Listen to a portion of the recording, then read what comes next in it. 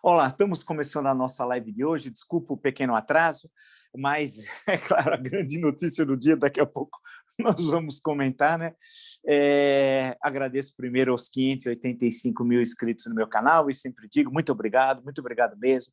Você que está inscrito no meu canal, gosta do conteúdo, gosta das lives, das entrevistas, da perspectiva que nós temos analítica, crítica propositiva, indica um amigo, uma amiga. É fácil, o blog do Vila, Marco Antônio Vila, diga para ativar as notificações, que é o sininho, e colocar like no que vocês gostarem, usar como bem fazem a página dos comentários, né? Lembro as entrevistas, as duas últimas entrevistas que nós postamos com o embaixador Marcos Azambuja, foi secretário-geral do Itamaraty, embaixador na França, com o Casagrande, aí já uma outra leitura, falando de fake news, futebol e política, o doutor Azambuja, embaixador, falando da política externa brasileira, e postaremos amanhã com o senador por Brasília, Regufe, José Regufe, é conhecido de muitos, foi deputado distrital, deputado federal, hoje senador, né?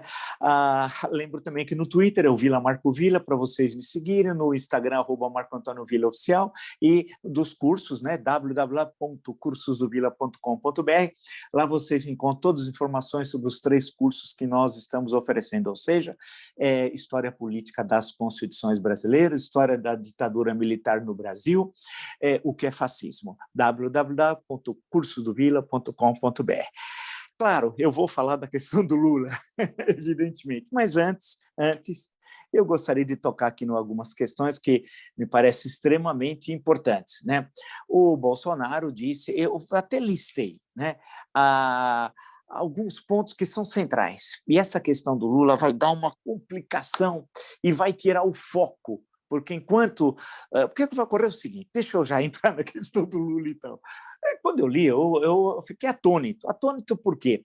Porque como é que a decisão de um ministro, uma decisão monocrática, pode anular condenações que de primeira, segunda e terceira instância? Como é possível uma decisão monocrática? Eu fiquei estarrecido com isso. E acho que você, nós, a torcida do Flamengo. Bem,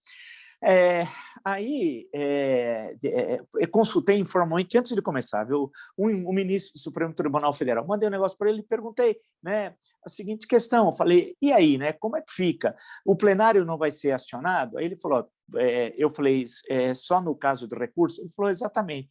Se tiver um recurso, o plenário tem de ser ouvido, ou seja, eu entendi que são os 11 ministros, vai ficar só na turma, sabe que tem 2 turmas, primeira e segunda turma, 5 ministros cada uma, e o presidente não faz parte de nenhuma das turmas. Mas, nesse caso, com esse recurso, iria para o pleno, ou seja, os 11 ministros. Mas aí depende do recurso que está com Augusto Aras, procurador-geral da República, que deve, tudo indica, presumo eu, né, nesse momento, porque nesse país a gente não sabe o que vai acontecer no dia seguinte, quanto mais na semana seguinte, no mês seguinte, no semestre seguinte, isso daqui não está fácil, aí ele entraria com recurso, e nesse caso seria objeto do plenário. E nesse dia, claro que o Brasil vai parar, né? Todo mundo vai assistir à sessão do Supremo Tribunal Federal. E, enquanto isso, vão morrendo milhares e milhares e milhares de brasileiros, ceifada a vida, né, de quantos brasileiros e desviada para essa discussão política e deixando de lado o enfrentamento da mais grave crise sanitária, no mínimo, do último século, dos últimos 100 anos da história do Brasil. Então, eu queria voltar à pandemia e, no final, regressaremos a essa questão Lula-Bolsonaro, né? Mas, de um lado, antes de mais nada, claro, foi todo esse balbúrdia. Eu estava vendo a questão do câmbio também, conversando com alguns amigos, vendo como é que está a situação, dólar, euro, libra, está uma loucura, amanhã de manhã aguardem, vai ser uma loucura, o mercado vai explodir e tal. Mas tem de ser lembrado antes, hoje, dia 8 de março, Dia Internacional da Mulher. Isso é muito importante, num país como o nosso, machista. Puxa vida, veja a participação ínfima das mulheres no Legislativo, nas câmaras vereadoras, assembleias estaduais, Câmara dos Deputados e no Senado Federal, também nos executivos das prefeituras, governos das 27 unidades federativas e na presidência da República, em cargos do executivo. Nós temos de enfrentar uma questão séria, e o Brasil vai empurrando com a barriga sem enfrentá-la, né? É uma coisa vergonhosa. E tem países que eram muito machistas e que tiveram uma legislação que tem de obrigar. Não adianta achar que naturalmente vai ter esse processo. Naturalmente não ocorre nada, a não ser os fenômenos da natureza, né? Portanto, é necessário uma intervenção, estabelecer cotas, formas obrigatórias. Eu vejo o caso do México, conheço bem, estudei, conheço relativamente, estive lá e conheço relativamente bem a história do México. E quando eu cheguei lá na primeira vez, eu fiquei impactado de vendo como era presente, né? Era uma sociedade extremamente conservadora e, por uma série de mudanças, isso foi sendo alterado, inclusive as composições no legislativo, a participação nos executivos dos estados, no executivo federal, como tudo isso também foi mudando. E nós temos de mudar isso aqui no Brasil, né? Lembrar que nós tivemos as mulheres só votaram no Brasil após o Código Eleitoral de 1932. E na primeira eleição foi em 1933. Foi uma eleição, claro que poucas mulheres se inscreveram para votar, mas tiveram o direito, né? O direito de votar. Tanto que na Assembleia Nacional Constituinte tinha duas constituintes, uma eleita diretamente e outra uma deputada classista, de acordo com o que determinava a composição da Assembleia Constituinte em 33, 1934. Então, essa é uma questão importante num país terrível, feminicídio. Veja o que aconteceu na Assembleia Legislativa de São Paulo. Não é uma coisa horrorosa lá com aquele deputado que devia ser cassado. No fim, tem uma suspensão que é só para inglês ver, que na prática aquilo não significa nada. Uma decisão vergonhosa do Conselho de Ética da Assembleia Legislativa de São Paulo. Uma vergonha. E vamos em frente, então. Nós temos, claro, focar na questão da pandemia, porque aí não é uma pendência política, projetos pessoais, caudilhistas, não, as pessoas estão morrendo, e não podemos perder o foco disso, porque o que aconteceu agora com a questão do Lula, o Bolsonaro e a sua caterva, o gabinete do ódio e todos os nazifascistas que ele paga, com o meu, com o seu, com o nosso dinheiro, vão mirar na questão do Lula e querem apagar os efeitos de genocida de Bolsonaro e sua caterva. Para o Bolsonaro, isso foi fantástico. Ele deve estar levantando as mãos e dizendo, em nome de Jesus, logo ele, que é um homem do demônio, né? Porque é isso que ele queria, né? E o que eles queriam, essa caterva aí que assola o Brasil. Porque vamos às notícias que nos interessam, que é a questão da pandemia.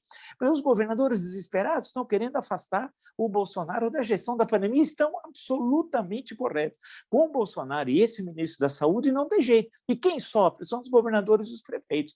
Portanto, tem de haver uma participação e um apoio da população, e você que nos acompanha, do seu estado, com o governador, com o prefeito, porque se não for dessa forma, nós não teremos vacina. E sem vacinação em massa, nós não salvaremos vida e muito menos teremos recuperação econômica. Isso todo mundo sabe, mas o Bolsonaro também sabe, mas dentro do seu projeto, que precisa do caos, e nós já explicamos isso diversas vezes, para ele, entre morrer 265 mil, 300 mil, 400 mil, pouco importa. Ou, até no fundo, é melhor que morram 400 mil, porque com isso você estende a pandemia e impede a ocupação das ruas pela população, como está ocorrendo no Paraguai. Por sinal, que aqueles que usam pejorativamente o Paraguai sempre como exemplo, né, seria olhar positivamente o que o Paraguai está fazendo, né, em termos de consciência cidadã, indo às ruas, conseguiram obrigar o presidente a trocar todo o ministério, especialmente o ministro da Saúde, e agora querem mais. Querem o impeachment do presidente. E, no caso do Paraguai, basta consultar a Constituição, vocês veem isso rapidamente no Google, é um processo relativamente muito rápido, né? Basta ver o que ocorreu com o Fernando Lugo. Mas são questões diferentes, mas agora a população paraguaia está dando exemplo. Chega, cansou. É aquilo que uma hora no Brasil vai ocorrer. Vai ter um momento do basta, do chega, do fora Bolsonaro. E esse é o foco. Nós não podemos perder esse foco que é central, que é a questão da sobrevivência de milhares e milhares de brasileiros, né? Então, interessante que o Brasil teve mais mortes do que outro país ontem, né? Quer dizer, o Brasil conseguiu superar os Estados Unidos em mortes diárias derivadas da Covid-19. Por outro lado, né, o Ernesto Araújo em Israel, nós vimos aquela coisa patética, ridícula, né? Ele não pôs a máscara e foi obrigado. Olha que humilhação, não que ele passou. Ernesto Araújo é nada. Mas que nós passamos, porque, afinal, ele é chanceler da República Federativa do Brasil.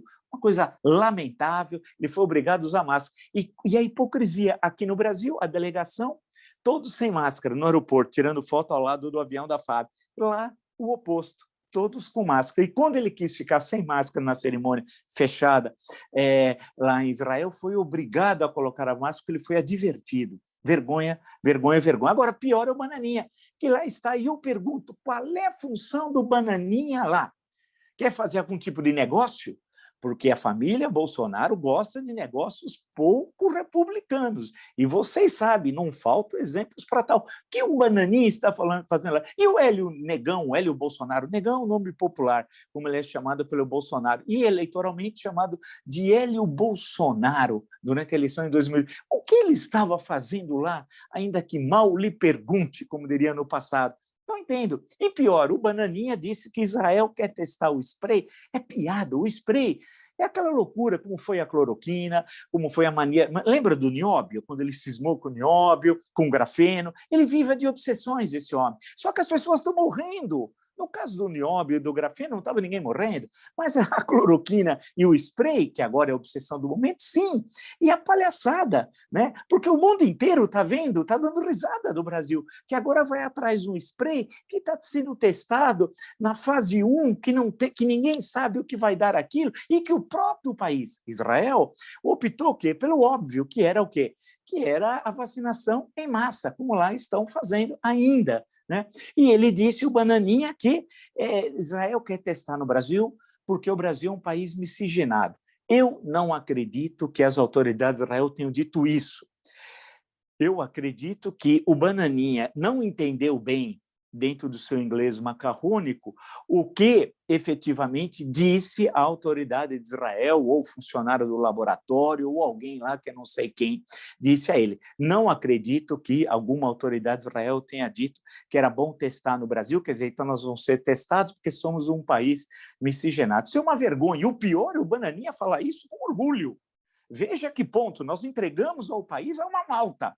É uma malta isso daí. Bem, aí a notícia também importante do dia, que o governo rejeitou a oferta de 70 milhões de doses de vacinas, né? Que nós já éramos para estar vacinando desde novembro, portanto, 75 dias antes da vacinação, né?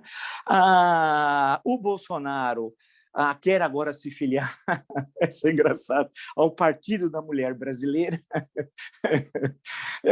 Não, é o país da piada pronta. O triste é que morrem 1.000, 1.200, 1.500, 1.800 pessoas por dia, estimam alguns que podemos passar de 2.000 óbitos da Covid-19 por dia.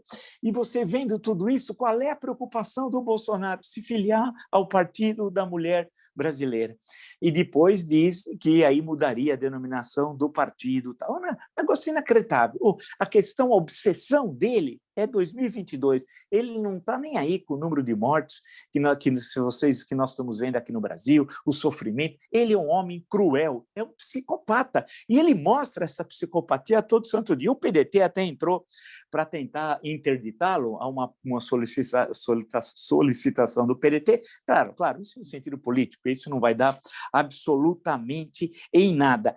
E tem uma questão que a temperatura vai crescer muito aqui, porque em Brasília, o governador do Distrito Federal fez um toque de recolher lá em Brasília, e o Bolsonaro vai remar contra isso. E disse, inclusive, faço questão de ler Folha de São Paulo como fonte, não vou decretar lockdown e meu exército não vai obrigar o povo a ficar em casa, diz Bolsonaro. Ou seja, a tendência... Primeiro, o Exército não é dele, né? O Exército é uma instituição permanente de Estado, né?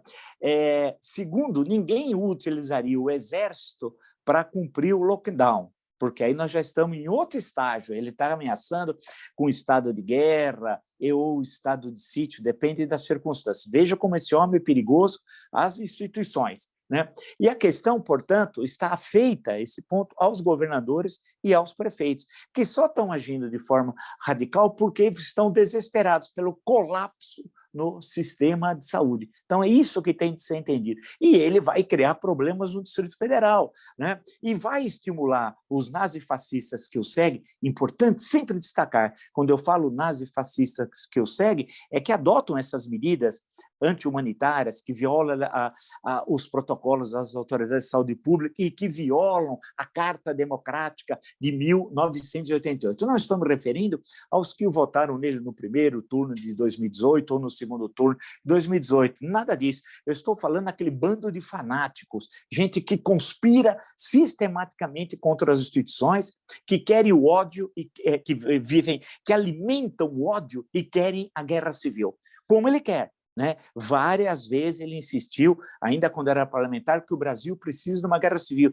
E note, registre, nesse espaço você está ouvindo, guarde. Tudo que ele falou da vida de parlamentar, durante 30 anos, ele colocou em prática na presidência da República. Uma das únicas coisas que ele não colocou ainda em prática, ainda, registre ou ainda, em caixa alta, é a guerra civil. O resto tudo, tortura, destruição do Estado Democrático de Direito, tudo aquilo defendendo ditadura, desqualificando a Constituição, né? Todos os princípios da Constituição Cidadã, como diz o doutor Ulisses, tudo isso ele pôs em prática, ele fez, ninguém pode dizer que não sabia. E ele falou também em guerra civil, é o que está faltando. E nesse cenário em que ele diz que o meu exército, não vou decretar lockdown, e meu exército não vou obrigar o povo a ficar em casa, o sinal é muito claro, né? É muito claro. Em suma, portanto, nós temos uma situação, e eu fui listando aqui, passando aqui por todas as questões, e vendo a situação extremamente grave que nós estamos passando. E o que pode ocorrer, né, agora, com essa notícia, que deixou todos estarrecidos, a decisão do ministro Fachin, Luiz Edson Fachin, do Supremo Tribunal Federal, anula todas as condenações do petista na Lava Jato em Curitiba. E, portanto, se anula todas as condenações, ele restabelece todos os direitos políticos, todos, exatamente todos, e vai jogar isso para a justiça lá do Distrito Federal. Aí a coisa fica complicada. O que aconteceu? O que era inevitável, dólar disparou, o dólar, eu acabei de conversar agora com algumas pessoas do mercado aí, o dólar passou de R$6, está 6,01.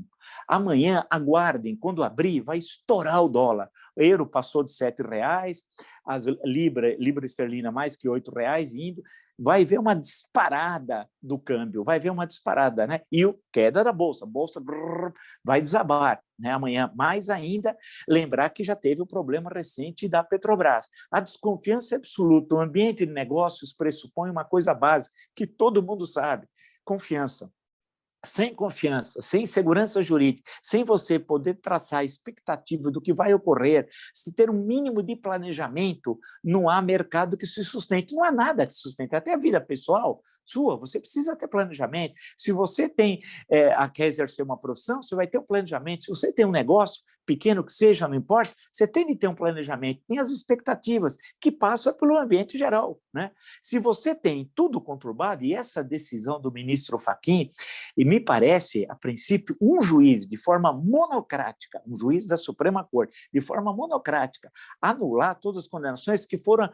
é bom lembrar que você tem 3 instâncias, hein? A primeira confirmou, a segunda em Porto Alegre, o Tribunal Regional Federal da 4ª Região, e algumas dessas decisões anuladas, o STJ, né? O Superior Tribunal de Justiça. Portanto, o que vai ocorrer? Aí voltamos ao que nós estávamos falando no início hoje da nossa conversa, né? Ou seja, que a PGR, só faltava essa, espero que isso não ocorra, a PGR vai ter de recorrer. Ao recorrer, aí o assunto passa não para a turma, mas para o plenário, para o pleno, para os 11 ministros do Supremo Tribunal Federal. É ali que vai ser decidida a questão. Portanto, deixa de ser a suspeição de Sérgio Moro, não é mais essa a questão, mas que não é a vara, a 13ª vara lá de Curitiba, que deveria julgar os crimes imputados ao Lula, mas sim lá no Distrito Federal. Bem, aí muda tudo, né? E começa tudo do zero. Com a velocidade da justiça, nós sabemos que ele terá, nesse sentido, caso seja confirmado pelo plenário do Supremo Tribunal Federal, pelo pleno, pelos 11 ministros, direitos plenos políticos restabelecidos, né? Você está pensando na lei da ficha limpa, que evidentemente não se aplica mais, para ser o candidato ao que quiser, inclusive à presidência da República. Esse é um cenário que o Bolsonaro quer. deseja, sempre desejou, porque para os bolsonaristas era condição indispensável esconder a incompetência e, mais ainda, as mãos sujas de sangue de 267 mil brasileiros e brasileiras. Ele precisava esconder esse sangue, os cadáveres da sua responsabilidade, né? A pandemia que ele desqualificou demitindo 2 ministros, que ele atacou as determinações sobre distanciamento social, atacou vacina, atacou o uso de máscara, até recentemente voltou a isso, né? Atacou todos os protocolos determinados pelas autoridades sanitárias do mundo inteiro. O Brasil hoje é o país pestilento. 17 países não querem receber viajantes que partiram daqui. Hoje o Brasil é um estado pária, inclusive no campo sanitário. Já o é no campo político, diplomático e agora no campo sanitário. E o que vai ocorrer? Isso vai atingir diretamente as exportações brasileiras. Registre-se, porque no mercado internacional é uma guerra, né? É um querendo comer o outro. E vão colar um carimbo nas mercadorias brasileiras de país pestilento, ou navio que transportou era pestilento, de alguma forma contaminou, supostamente ou não, grãos, carne, e etc, etc, etc. Tudo aquilo que é fundamental na pauta das exportações brasileiras. E quem vai defender o Brasil? Ernesto Araújo. Vocês acreditam que ele tem alguma respeitabilidade internacional? Zero, nenhuma, nenhuma. Jair Bolsonaro, o Jair Bolsonaro hoje é ridicularizado no mundo inteiro, no mundo inteiro. Então, o que deve ocorrer é também a queda das nossas exportações e com reflexo direto na balança comercial. E o que nós vamos ter aqui internamente nessa balbúrdia toda? Cai a bolsa, dispara o câmbio, vai subir a taxa de juros, e isso vai ter um reflexo na inflação, especialmente na inflação de alimentos, e prejudicando mais ainda a população mais pobre, porque o auxílio emergencial, veja quão complexa é a situação, o auxílio emergencial ele tem uma variação, começa inclusive, o piso seria cerca de R$ 175, e aí tem alguns patamares, o que é muito baixo e por apenas 4 meses. Então, nós teremos uma parte considerável da população passando fome e outros na miséria quase que absoluta.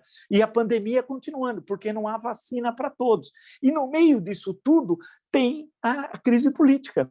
E no meio disso tudo, agora, mais ainda agravado pela decisão do ministro Fachin. É tudo que não deveria ocorrer está ocorrendo ao mesmo tempo no nosso país. Né? Ou seja, alguns vamos falar, é a tempestade perfeita, em termos trágicos, sim, né? Porque você tem uma somatória de algo que eu sempre disse nesse espaço. Você tem uma crise política, uma crise econômica, né? Uma crise sanitária e vamos chegar a uma crise social. Não há país que consiga conviver ao mesmo tempo com essas 4 crises. Esse país vai explodir. Esse país vai explodir. O que o Paraguai é hoje, o Brasil poderá ser amanhã. O que o Paraguai é hoje, o Brasil poderá ser amanhã. Não é mais a Argentina, aquele efeito Orloff, lembra? Né? Que se falava, não, é aqui, o nosso vizinho. Ou seja, vai chegar uma hora que a população não vai aguentar. As pessoas precisam de trabalho, as pessoas precisam comer, e a pandemia não vai parar. Porque o Bolsonaro vai concentrar suas baterias e a sua atenção não no enfrentamento da pandemia, mas no enfrentamento do Lula. Né? E aí vai tentar esconder, jogar por baixo do tapete os 267 mil cadáveres. E qual deve ser a ação dos democratas e republicanos? Não cair nessa. Né? Não vão cair nessa. Ou seja, questão do Lula, tem a questão lá da justiça, a justiça que decida da forma que achar mais correta. Agora, há uma questão que sobrepõe tudo isso, que é a vida de 212 milhões de brasileiros. Essa é a questão central. Não perder o foco, exigir do governo a ação correta, a compra de vacinas, o Plano Nacional de Imunização, o compromisso da entrega dessas vacinas e de equipamentos, porque o colapso de saúde é, em grande parte, dos 27 unidades federativas. Você precisa também de equipamentos, e precisa de gente, e precisa de pagamento, funcionários, porque você vai ter de treinar muitas vezes correndo, porque não pensa que é fácil treinar alguém para uma UTI. E vocês não pensam que é fácil ter equipamentos para UTI. Vocês não imaginam que é um custo baixo uma UTI, não. E precisa ter. Não podemos também ficar transportando doentes para cima e para baixo em aviões sem a devida. E isso é importante. E explica também a expansão de mutações do vírus por todo o Brasil em aviões sem a devida desinfectação, onde eles não foram devidamente desinfectados, né? Limpos, adequados. Não, foi uma correria. Se pegou aqueles que estavam necessitando de UTI. E o que aconteceu com as crianças, né? Os bebês, melhor dizendo, lá de Manaus, realmente foi uma coisa tenebrosa, tenebrosa. Então, tudo aquilo de levar todos correndo, né? Para outros estados para sobreviver. De que forma? Muitos morreram. Nós não sabemos ainda quantos morreram. Quantos profissionais da saúde já morreram? Nós não sabemos o total ainda. Muitos, dezenas e dezenas e dezenas de profissionais de saúde morreram. E o Bolsonaro, em momento algum, fez menção aos que morreram. Veja o que ocorreu na Inglaterra. Acompanha o Boris Johnson, que tinha de início uma posição extremamente equivocada, voltou atrás, inclusive, quando pegou a Covid-19. E veja a homenagem belíssima que fizeram ao sistema de saúde pública britânico, né? O Banksy, inclusive, tem um grafite belíssimo, tal. Estava agora vendo aqui de manhã, né? Que já era conhecido de todos, aquele menino, né? Ao invés de você pegar um super-herói, tem lá uma enfermeira do sistema de saúde público britânico. O Bolsonaro nunca fez nada, nada, nada, nada. É uma coisa assim terrível que esse homem cruel. E agora caiu do céu, porque o que o Bolsonaro quer é desviar. Ou ele antes começava a falar, lembra, falava da China, etc., depois teve de mudar o discurso, inclusive por causa da derrota do Trump, né? Teve de mudar, ter um outro perfil, falava mal da Argentina, agora vai lá na Argentina, diz que eu preciso conversar pessoalmente com o Alberto Fernandes, imagina, né? Está mudando tudo. Agora, a questão que se coloca nesse caso é que caiu isso perfeito no colo dele, porque ele vai, e para os bolsonaristas, as fake news, né? Eu quero ver aqueles que produzem fake news, que mentem, que o YouTube tira, inclusive, corretamente, né, os vídeos. Nós temos uma senhora que quer comandar a Comissão de Constituição e Justiça na Câmara dos Deputados e retirar o vídeo dela do YouTube, por causa ela estava reproduzindo fake news. Nós temos concessões de rádio, especialmente rádio, mas também de TV, né, pública. Ninguém é dono de TV nem de rádio, são concessionários que propagam, e os levantamentos, eu estava lendo aqui, mostram quantos milhões assistiram aquelas mentiras que continuam circulando e sem que, eu não sei se é o Ministério Público, eu gostaria que as pessoas me auxiliassem, deveriam demandar, acionar esses concessionários, porque não tem base científica nenhuma aquelas informações, mas é no sentido de legitimar um governo genocida. E, nesse sentido, tudo isso que está ocorrendo, eles vão tentar agora jogar um pano para encobrir e desviar para a questão do Lula, né? E aí começar a fazer aqueles ataques institucionais. Eu digo o seguinte, eu não entendi a decisão do ministro Fachin. Ainda está no calor da hora, é necessário lê-la, consultar mais juristas, né? Vamos ver se a PGR deve recorrer, isso vai para o pleno, aí vamos ver qual é a posição dos 11 ministros, tem questões jurídicas, que evidentemente e é isso que interessa, não as questões políticas sobre o fato em si, mas as questões jurídicas, vamos ver como é que tudo isso vai ser analisado. Agora, claro que é um temor, porque pode ter um chamado efeito cascata, né, sobre outras condenações à Lava Jato. Ninguém pode dizer que não existiu aqueles desvios. O Pedro Barusco não existiu. Como ele era um gerente da Petrobras, devolveu milhões. O Paulo Geraldo, o Costa lá, o Paulinho, né, que devolveu também milhões, né? Como? Alguém não vai falar que o Paulinho não existia? Ninguém pode falar que o Gedel não existia, outros, e vão passando por tantos outros, pela Transpetro, né? Sérgio Machado, aqueles episódios que eu não entendi a delação do Sérgio Machado, até hoje li, mas não entendi, porque realmente foram valores fabulosos. Tem muita coisa que eu não entendi, mas o crime em si existiu, ou, se preferir corretamente, o plural, os crimes existiram. Vamos ver como é que a justiça, de forma ponderada, né, vai analisar essa questão, ponderadamente, né? Se foi cometido erros jurídicos, se houve um parte-pris por parte de juízes. Bem, isso vai ser analisado. Agora, nós não podemos perder o foco da questão central, hoje, agora, que é a pandemia. que é a pandemia, porque o Bolsonaro vai querer jogar luz sobre a questão do Lula e vai o gabinete do ódio, junto com alguns empresários, muito poucos, mas que financiam, são nazifascistas empresários, financiam o gabinete do ódio e vão agora querer desqualificar as instituições. Precisamos tomar cuidado sobre isso.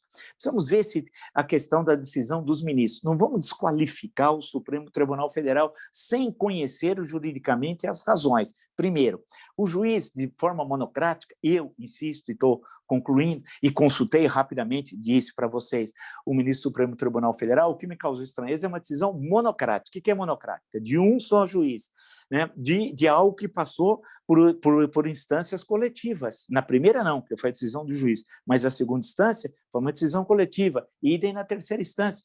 Como é que uma decisão agora de quarta instância pode anular tudo? E uma decisão monocrática? Aí depende do recurso. Eu presumo que o Aras vai fazer o recurso, né, o PGR, e aí o conjunto do Supremo é que vai decidir. E tem de decidir de acordo com o que determina a lei. Para o bem, né? Para o bem, não vou falar que para o bem ou para o mal. Eu, evidentemente, sei que tudo isso ocorreu, sei que eu vi as pessoas devolvendo o dinheiro, ouvi as gravações, as coisas existiram. Agora, ninguém também quer que alguma decisão viole o ordenamento legal. Evidentemente que eu, você, nós também não queremos isso. Agora, nessa conjuntura, nesse momento, não podemos perder o foco. E qual é o foco? Olhar para a pandemia. Essa é a questão central agora, porque caso contrário, você perdendo o foco, nós já vamos saltar para 2.000 mortos, e olha, e aquela previsão macabra, mas que eu tinha dito, que em março nós poderíamos atingir 300.000 mortes, infelizmente ela vai ocorrer. Nós chegaremos antes do final do mês, se continuar nessa progressão, e os especialistas dizem que sim, a atingirmos 300.000 mortos. E isso, para mim, é o central. As outras questões são importantes. Essa do Lula, evidentemente, é. Agora, é tudo que o Bolsonaro queria. O Bolsonaro queria isso, caiu no colo dele, né? Era o que ele precisava. Agora vamos ver como é que os atores políticos vão agir, como nós vamos agir, porque nós podemos participar, escrevendo para deputados, escrevendo para senadores, usando as redes sociais, e eu acho que agora, no enfrentamento da pandemia, e cobrar o Bolsonaro de uma série de medidas, a mobilização, né, através das redes sociais. Vamos ver o que vai ocorrer. O que nós não podemos é perder o foco, e o foco é a pandemia. Se você gostou dessa e de tantas outras lives do meu canal, está entre os 585 mil inscritos, agradeço muito, indica um amigo. O blog do Vila, Marco Antônio Vila, diga para ativar as notificações, colocar like no que vocês gostarem e usar, como vocês muito bem fazem, a página dos comentários. Postaremos amanhã a entrevista com o senador José Regufe, do Distrito Federal, postamos a última com o embaixador, melhor dizendo, Marcos Azambuja, secretário-geral do Itamaraty, embaixador do Brasil na França, e a penúltima foi com o Casagrande, que está dando, inclusive, ainda grande polêmica, né? E temos uma série de entrevistas no decorrer ainda dessa semana, né?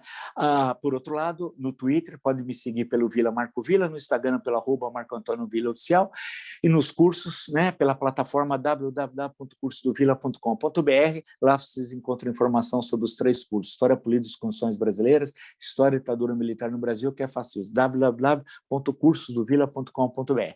Amanhã nos encontramos e sabemos que teremos um clima de muita tensão, e a junção de 4 crises, como eu expliquei, e junção de 4 crises, vai ocorrer alguma mudança. Mais radical ou menos radical, mas mudança vai ocorrer. O que nós estamos assistindo não vai permanecer. Registre. Até amanhã.